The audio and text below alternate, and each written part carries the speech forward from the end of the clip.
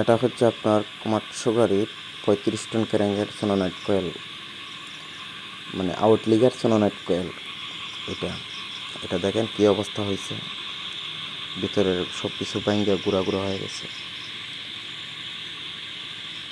অবস্থা খুবই খারাপ।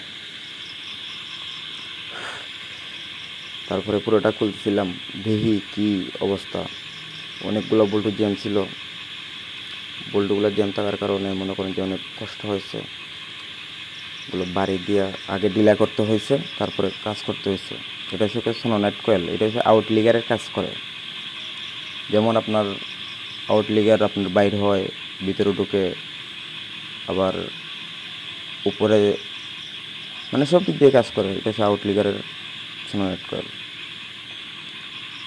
তো এটার প্রোগ্রাম আমাদের স্যার দিয়েছিল, ঢাকা থেকে আসছি সিলেটে। এটা সিলেট ক্যান্টনমেন্ট আছে, জালালাবাদ ক্যান্টনমেন্ট সিলেটে গাড়িটা আছে।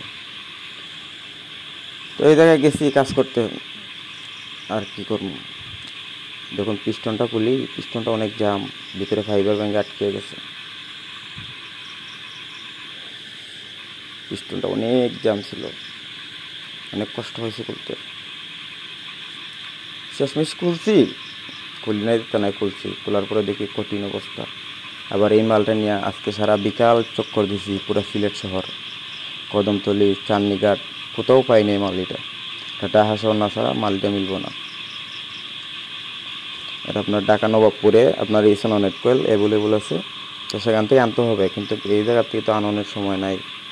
কিন্তু এইটাকে আবার লেদে নিচে নিয়ে আপনার ফাইবার কাটছি, ফাইবার কাটা মনে করেন যে ভিতরে আবার ফাইবার বানাইছি।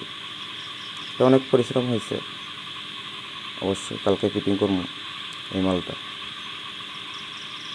কালকে ফিটিং করবো, দেখি কী হয়।